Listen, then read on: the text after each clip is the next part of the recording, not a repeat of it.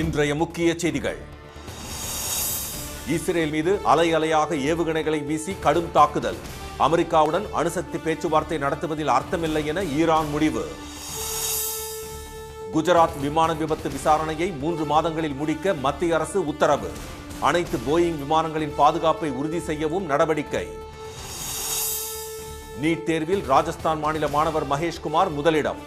முதல் 100 இடங்களில் வெற்றி பெற்ற தமிழ்நாட்டைச் சேர்ந்த 6 மாணவர்கள். நீலகிரி மாவட்டத்தில் 2 தினங்களுக்கு அதி கனமழைக்கான ரெட் அலர்ட். முன்னெச்சரிக்கை நடவடிக்கையாக தயார் நிலையில் பேரிடர் மீட்பு குழுவினர்.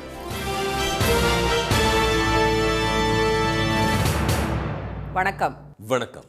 இஸ்ரேல் தாக்குதலுக்கு கடுமையாக பதிலடி கொடுத்து வரும் ஈரான் அமெரிக்காவுடன் அணுசக்தி ஒப்பந்தம் குறித்த பேச்சுவார்த்தையை தொடர்வதில் அர்த்தமில்லை என தெரிவித்துள்ளது. ஈரான் நாட்டின் அணுசக்தி நிலையங்களை குறிவைத்து இஸ்ரேல் போர் விமானங்கள் நேற்று குண்டுகளை வீசியதில் கடும் சேதம் ஏற்பட்டது. இதில் 6 விஞ்ஞானிகளும் ஈரான் ராணுவ தளபதிகளும் கொல்லப்பட்டனர். இதற்கு பதிலடியாக இஸ்ரேல் மீது ஏவுகணைகளை வீசியும் 100 ட்ரோன்களை செலுத்தியும் ஈரான் தாக்குதல் நடத்தியது. இதைத் தொடர்ந்து ஈரானில் உள்ள அணு செறிவூட்டும் நிலையம் மற்றும் அணு உலை மீது இஸ்ரேல் மீண்டும் தாக்குதல் நடத்தியது. அதே நேரம் இஸ்ரேலின் பல ட்ரோன்களை வீழ்த்தியதாக ஈரான் ராணுவம் தெரிவித்தது. இதைத் தொடர்ந்து நேற்றிரவும் இன்று காலையும் இஸ்ரேல் தலைநகர் டெல் அவீவ் மீது ஈரான் ராணுவம் 100கணக்கான ஏவுகணைகளை அலையலையாக வீசியது.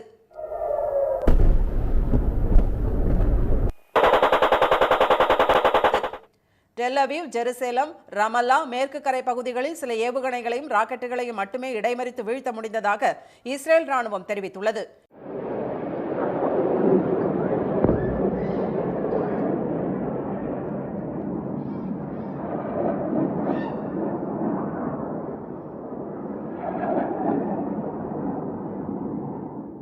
ஈரான் தாக்குதலில் 2 பேர் பலியானதாகவும் 20 பேர் காயமடைந்ததாகவும் இஸ்ரேல் அதிகாரிகள் தெரிவித்தனர். டெல் அவீவ் நகரில் சேதமடைந்த கட்டிட இடிபாடுகளில் சிக்கியிருப்பவர்களை மீட்கும் நடவடிக்கைகள் மேற்கொள்ளப்பட்டுள்ளன. இதனிடையே ஆஸ்திரியா தலைநகர் வியன்னாவில் சர்வதேச அணுசக்தி முகமை கூட்டத்தில் பேசிய சீன தூதர் லீ சாங் வளர்ச்சி நோக்கிலான அணுசக்தி சோதனை நிலையங்கள் மீது இஸ்ரேல் ராணுவ தாக்குதல் நடத்தியது கண்டனத்துக்குரியது என்று தெரிவித்தார்.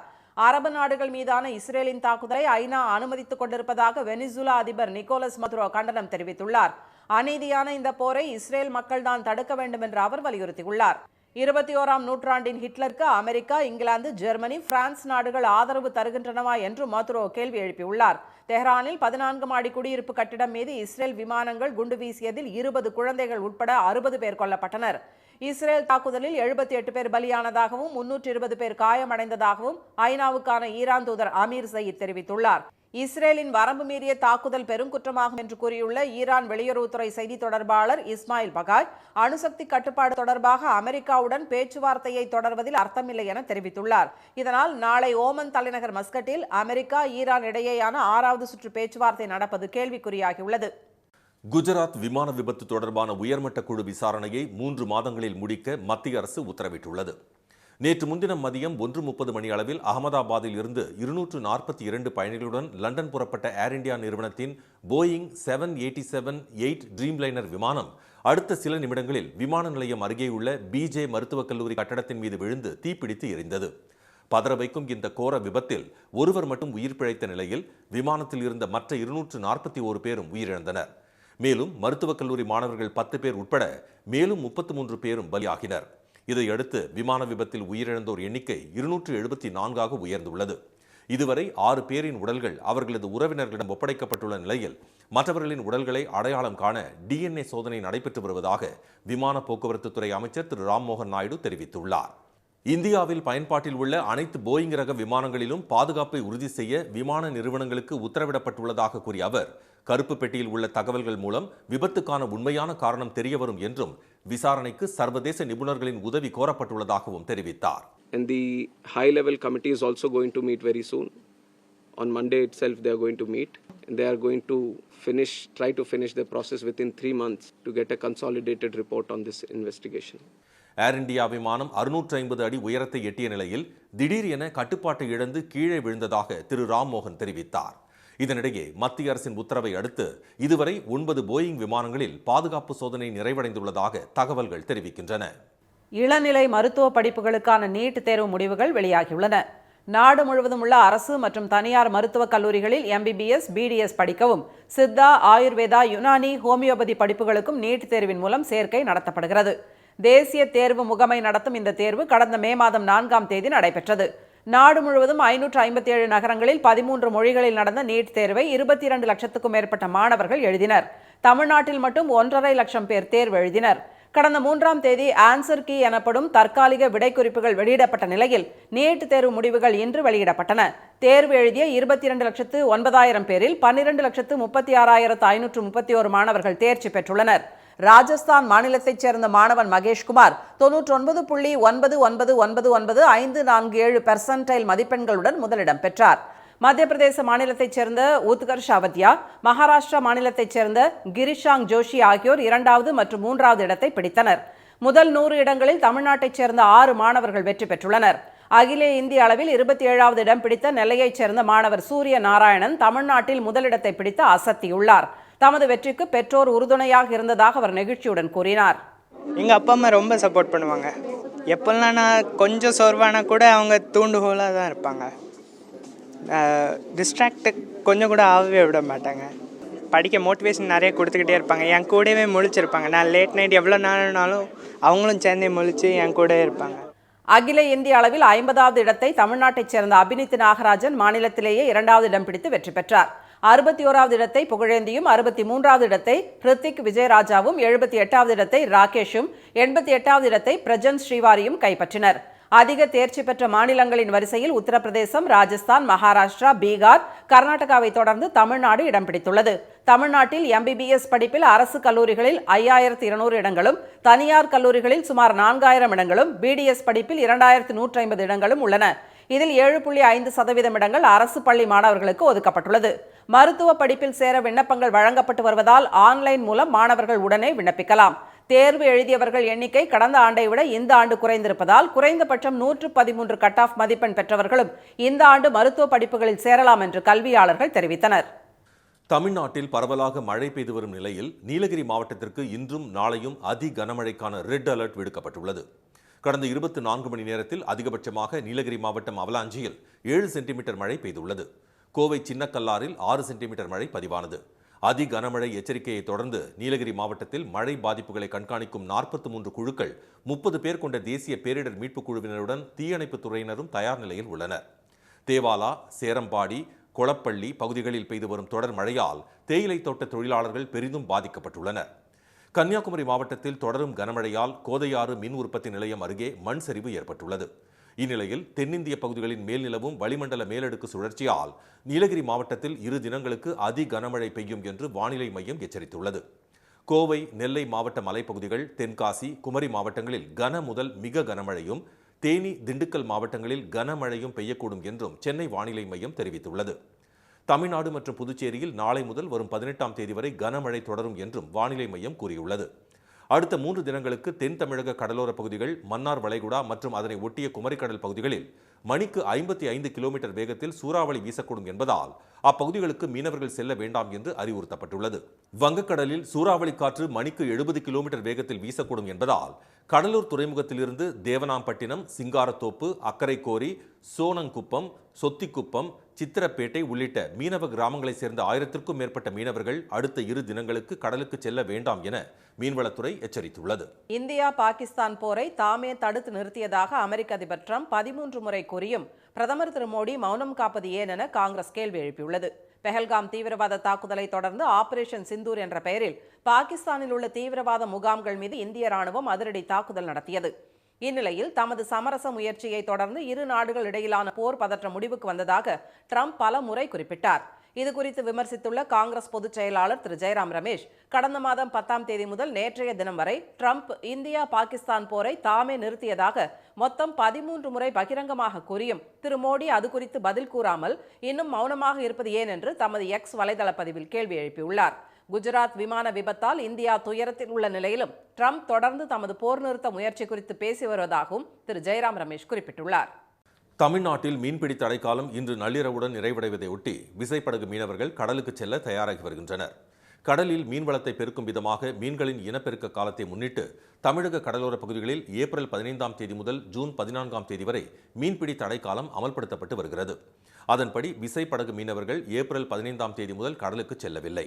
தடைக்காலம் இன்று இரவு நிறைவடையும் நிலையில் சென்னை காசிமேடு மீன்பிடி துறைமுகம், திருவள்ளூர், செங்கல்பட்டு, விழுப்புரம், கடலூர், தஞ்சாவூர், திருவாரூர், புதுக்கோட்டை, தூத்துக்குடி, நெல்லை, ராமநாதபுரம் ஆகிய கடலோர மாவட்டங்களில் இருந்து 15,000க்கும் மேற்பட்ட விசைப்படகுகளில் 1,00,000க்கும் அதிகமான மீனவர்கள் கடலுக்கு செல்ல தயாராகி வருகின்றனர். தூத்துக்குடியை சேர்ந்த விசைப்படகு மீனவர்கள் மீன்பிடி வலைகள், மிதவைகள் ஆகியவற்றை படகுகளில் ஏற்றி தயார் நிலையில் வைத்துள்ளனர். 15ஆம் தேதி கடலுக்கு போகணும். ஞாயிற்றுக்கிழமை 16ஆம் தேதி போறோம்.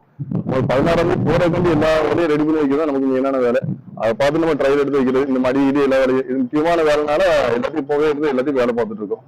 இதனிடையே மன்னார் வளைகுடா பகுதியில் மணிக்கு 55 கிலோமீட்டர் வேகத்தில் சூறாவளி வீசக்கூடும் என்ற எச்சரிக்கையால் நாகை மற்றும் காரைக்கால் மீனவர்கள் ஆழ்கடல் மீன்பிடி தொழிலுக்கு செல்ல தடை விதிக்கப்பட்டுள்ளது. இதனால் நாகை மீன்பிடி துறைமுகம் வழக்கத்திற்கு மாறாக வெறிச்சோடி காணப்பட்டது. இனி வருவது செய்தி துளிகள். 27 ஆண்டுகளுக்கு பிறகு ஐசிசி உலக டெஸ்ட் சாம்பியன் கோப்பையை தென்னாப்பிரிக்க அணி கைப்பற்றி சாதனை படைத்துள்ளது. லண்டன் லார்ட்ஸ் மைதானத்தில் நடைபெற்ற இறுதிப் போட்டியில் நடப்பு சாம்பியன் ஆஸ்திரேலியாவை தென்னாப்பிரிக்க அணி எதிர்த்து விளையாடியது. 282 ரன்கள் எடுத்தால் வெற்றி என்ற இலக்குடன் இரண்டாவது இன்னிங்ஸில் விளையாடிய தென்னாப்பிரிக்க அணி 5 விக்கெட் வித்தியாசத்தில் ஆஸ்திரேலியாவை வீழ்த்தி கோப்பையை கைப்பற்றியது. ஜம்மு காஷ்மீரை பாகிஸ்தானின் பகுதியாக காட்டும் வரைபடத்தை வெளியிட்டதற்காக இஸ்ரேல் ராணுவம் மன்னிப்பு கோரியுள்ளது. ஈரான், இஸ்ரேல் நாடுகளிடையே தாக்குதல்கள் தீவிரமடைந்துள்ள நிலையில் ஈரானின் ஏவுகணைகள் இலக்கை அடையவில்லை என்று எக்ஸ் வலைதளத்தில் இஸ்ரேல் ராணுவம் பதிவிட்டது. அந்த பதிவில் ஜம்மு காஷ்மீர் மாநிலம் பாகிஸ்தானில் உள்ளது போல சித்தரிக்கும் வரைபடம் இடம்பெற்றிருந்தது.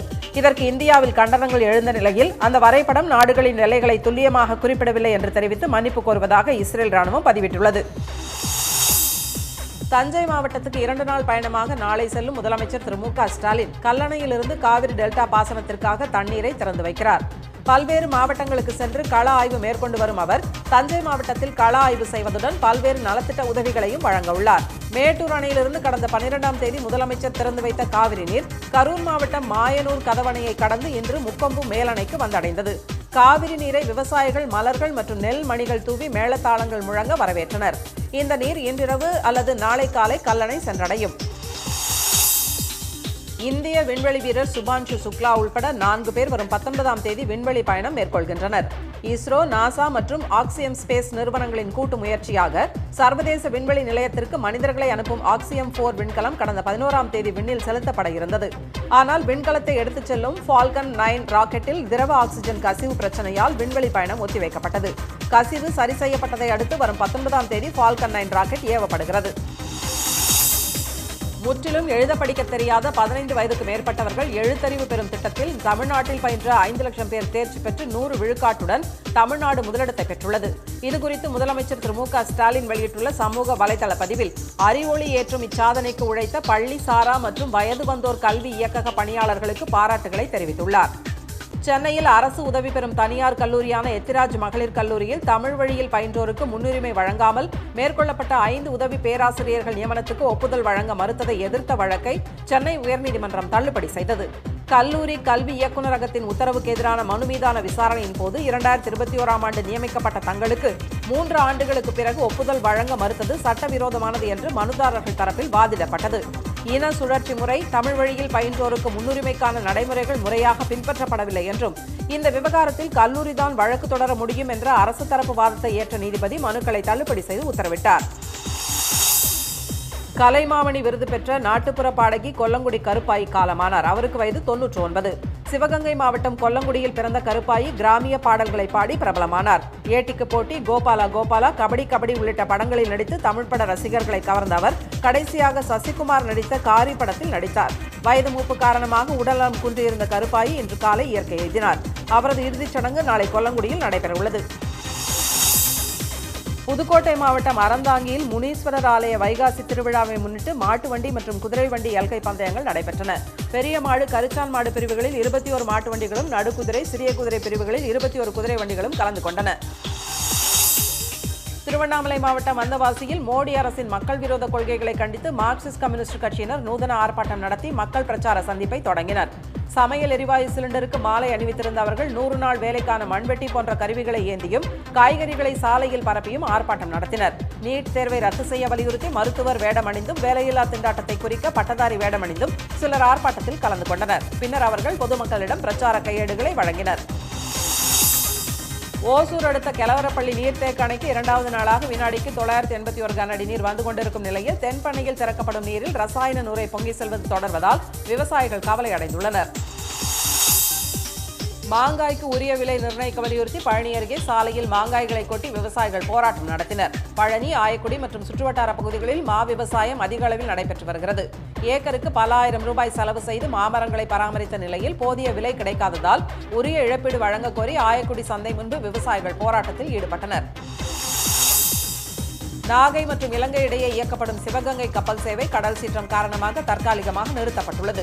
இன்று முதல் 18ஆம் தேதி வரை இந்த போக்குவரத்து ஒத்திவைக்கப்படுவதாக கப்பல் நிர்வாகம் அறிவித்துள்ளது. சென்னையில் இன்று ஆபரண தங்கத்தின் விலை சவரனுக்கு 200 ரூபாய் உயர்ந்து சவரன் 74,560 ரூபாயாகவும் 1 கிராம் 9,320 ரூபாயாகவும் உள்ளது. வெள்ளி விலை மாற்றமின்றி 1 கிராம் 120 ரூபாயாக உள்ளது. மீண்டும் இன்றைய முக்கிய செய்திகள். இஸ்ரேல் தாக்குதலுக்கு கடுமையாக பதிலடி கொடுத்து வரும் ஈரான் அமெரிக்காவுடன் அணுசக்தி ஒப்பந்தம் குறித்த பேச்சுவார்த்தையை தொடர்வதில் அர்த்தமில்லை என தெரிவித்துள்ளது. குஜராத் விமான விபத்து தொடர்பான உயர்மட்ட குழு விசாரணையை 3 மாதங்களில் முடிக்க மத்திய அரசு உத்தரவிட்டுள்ளது. இளநிலை மருத்துவ படிப்புகளுக்கான நீட் தேர்வு முடிவுகள் வெளியான நிலையில் முதல் 100 இடங்களில் தமிழ்நாட்டைச் சேர்ந்த 6 மாணவர்கள் வெற்றி பெற்றுள்ளனர். இத்துடன் இந்த செய்திகள் நிறைவடைகின்றன. மீண்டும் சன் டிவியில் செய்திகள் காலை 7:30 மணிக்கு. செய்திகளை உடனுக்குடன் தெரிந்து கொள்ள QR கோடை ஸ்கேன் செய்து சன் நியூஸ் வாட்ஸ்அப் சேனலுடன் இணைந்திருங்கள். வணக்கம். வணக்கம்.